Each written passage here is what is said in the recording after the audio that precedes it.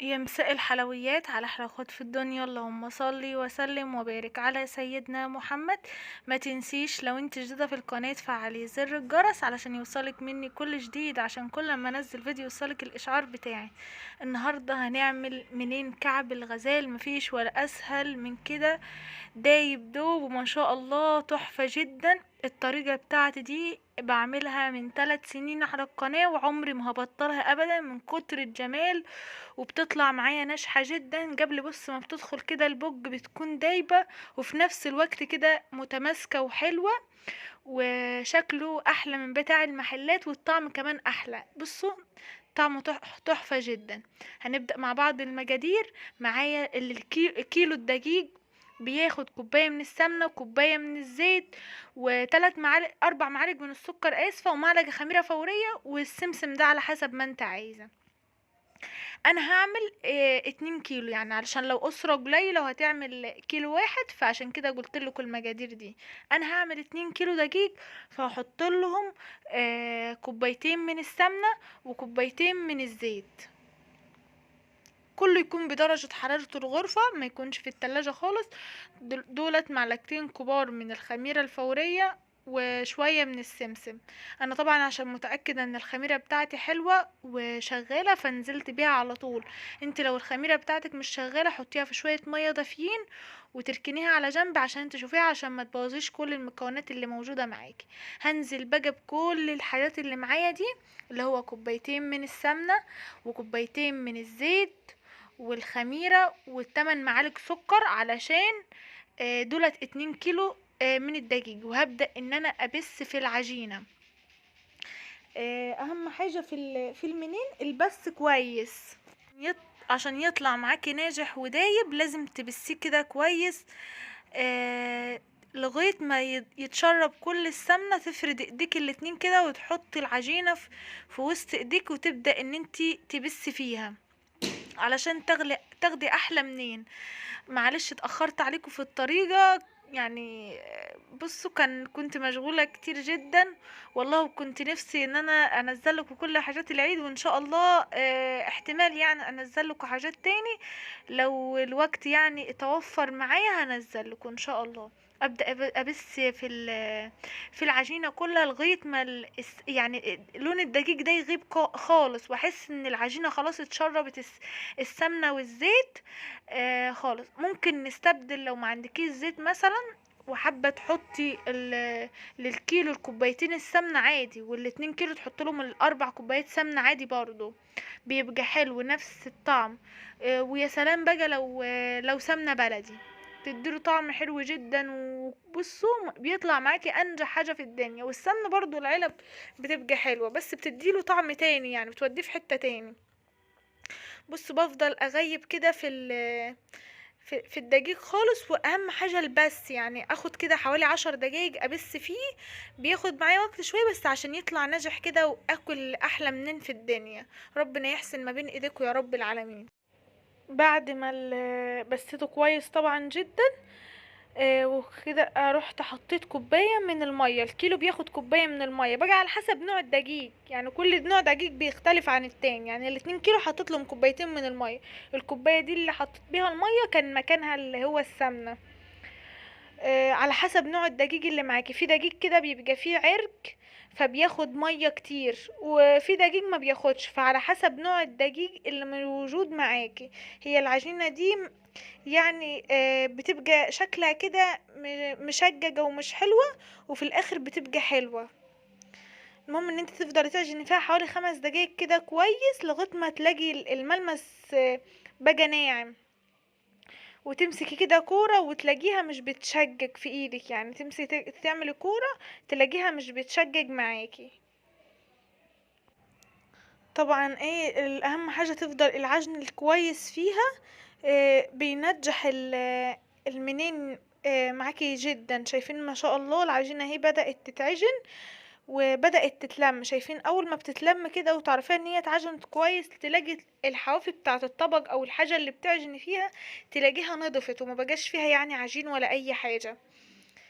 اهو بعد ما خلاص كده خلصت هسيبها دلوقتي اهو ترتاح شوية حوالي نص ساعة، وبعدين باجي اجيب الحشوة اللي انا هحشيها، اذا كان ملبن اذا كان عجوة، اي حشوة انت حابة تحشيها فيها. هبدأ بقى ان انا احط لها حوالي كده معلقة سمنة، علشان لما اجي افردها في الكيس اللي انا هفرده فيه ما تلزقش مني. وكمان هحط لها شوية سمسم، بس ما جاش معايا في التصوير مش عارفة ليه. يعني عجنتها بالسمسم بيدوله طعم حلو جدا. والسمنة عشان لما تيجي تفرديها ما تلزقش في الكيس وتطلع منك بسهولة على العجينة على طول. هي معلقة واحدة بس، هي العجوة ما شاء الله حلوة وطرية، مش ناشفة. لو ناشفة حطي لها معلقة السمنة وتحطيها على النار وهي هتفك معاكي. فهو ببص كده في ايدي تعرفي ان هي مش بتلزق لما تمسكيها في ايدك، وتبص كده في ايدك التانية ما تلاقيهاش. بصوا كنت بشوفها كده لقيتها مش بتلزق ما شاء الله وحلوة. ال2 كيلو دقيق بياخدوا 2 كيلو من العجوة. طبعا العجوة لما بتكوني بتجيبيها يعني تقولي له ان هي من المكان اللي هتجيبها منه، تقولي ان انت هتعمليها لمنين او لحاجة زي كده، عشان في انواع عجوة مش لما بتدخل الفرن بتنشف. يعني بتبقى انواع محدودة اللي بتدخل الفرن عشان ما تنشفش منك ويبقى طعمها مش حلو. آه، ان في عجوة كذا مرة، يعني زمان كده لما كنا بنيجي نعمل في ايام ما كانتش العجوة بتبقى حلوة، الواحد ما كانش بيبقى عنده خبرة جامد. فالحمد لله دلوقتي بيبقى عارف، ويبقى عارف العجوة اللي هيجيبها يكون جايبها فاتحة شوية. فدلوقتي اهو خلاص بعد ما عجنت العجوة كويس كانت العجينة ارتاحت. هي ما بتخمرش اللي هو تعلى جامد. هي كده بعد ما خلاص خلصت هبدأ بقى ان انا اشكل. حطيت بقى جزء من العجوة على اي كيس تلاجة موجودة عندك، وتبدأ ان انت تفردي فيه بالنشابة. تفرديها رقيقة خالص، يعني سمكها رفيع، علشان طبعا هنعملها رول، وهيبقى كمية عجوة جامدة جوه المنين. فانت على بقى على حسب ما انت عايز، بس هو لما بتبقى ارج شوية بتبقى احلى صراحة.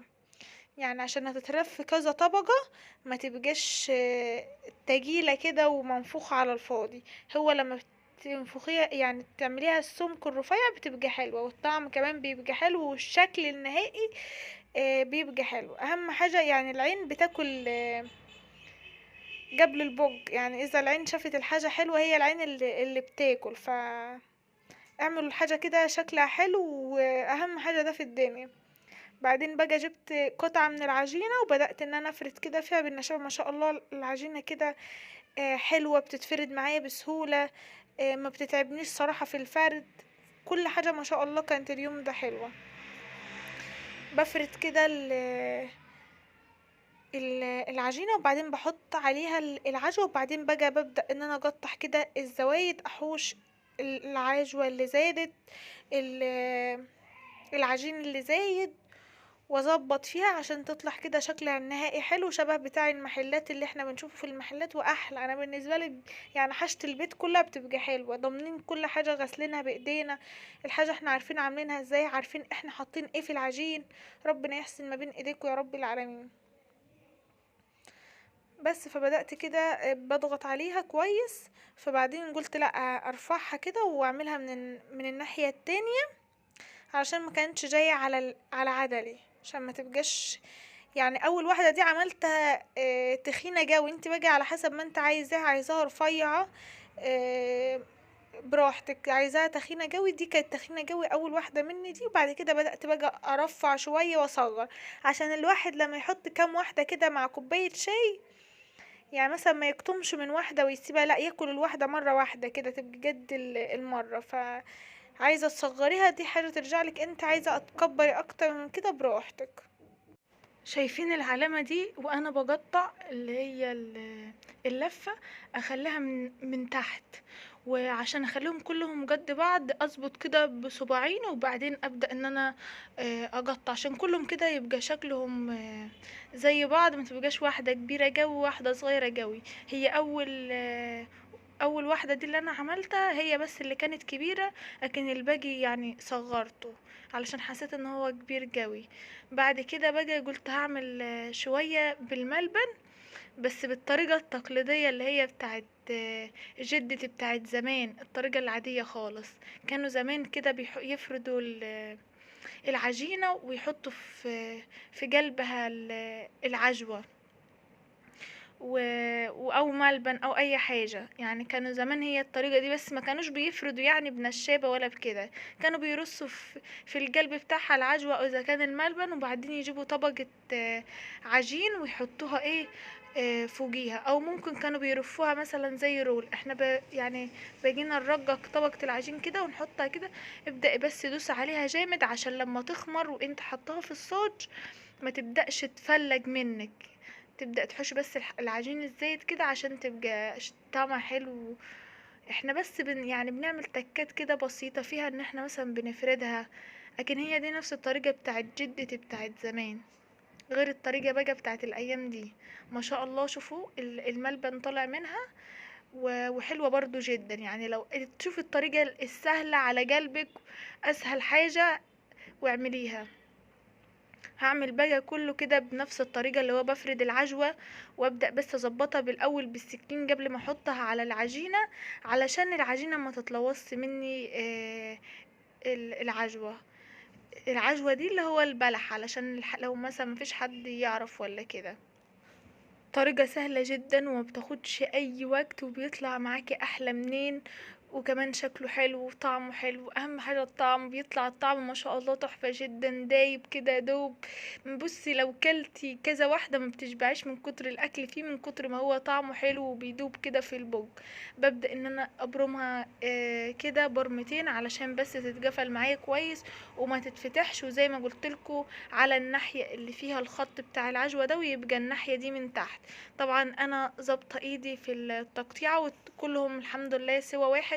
والصاج مش بيدهن علشان طبعا هي كلها غرقانه بالسمنه والكلام ده كله.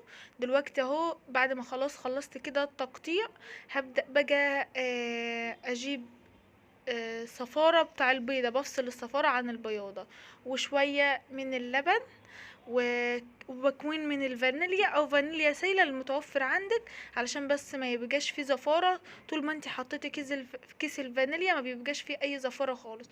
ونبدا ده اللي هو بنلمع بيه الوش، علشان نبدا ان احنا مثلا، اللهم صل على سيدنا محمد، لو هنحط نرش سمسم على وشه، سمسم وحبه البركه زي ما انت عايزه. بس ده علشان يخلي الوش كده بيلمع ويدي لون كده حلو ذهبي وحلو. اللي احنا بنلمع بيه ده عشان يديله لون ذهبي. بعد كده بدأت بقى احط كده شوية سمسم. يا سلام بقى لو شوية حبة البركة كانوا معاهم. بس حبة البركة بقى بتبقى فيها قيمة غذائية حلوة، وبتدي كمان برضو طعم حلو. بقى اللي انت حابه بقى تزين بيه زي بالنبي. بس هي دي يعني السمسم هو الشكل التقليدي والمعروف بيه للمنين. يعني المعروف ان هو بيبقى محطوط عليه سمسم بس. فانت بقى لو حابه تبدعي شويه وتحطي شويه منين بتاع ده حبه البركه ومع السمسم بيبقى حلو جدا.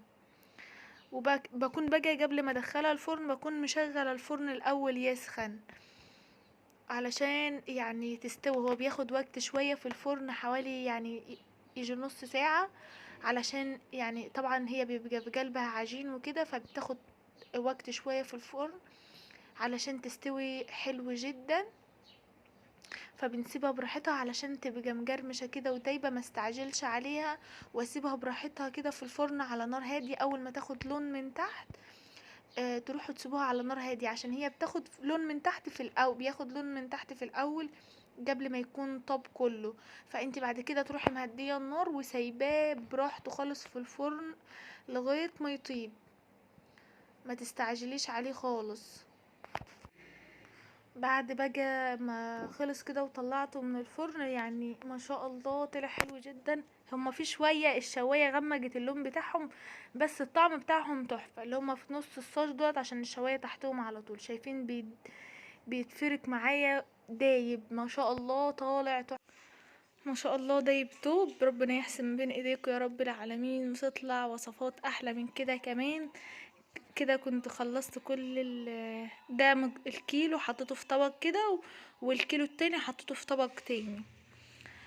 يعني مطلع كمية ما شاء الله حلوة جدا. يعني ده مقدار مثلا كيلو، يعني لو هتعمل الكيلو حلو جدا. والكيلو التاني حطيناه في علبة. متنسوش بقى لو عجبكم الفيديو لايك واشتراك في القناة عشان يوصلكم مني كل جديد، والسلام عليكم ورحمة الله.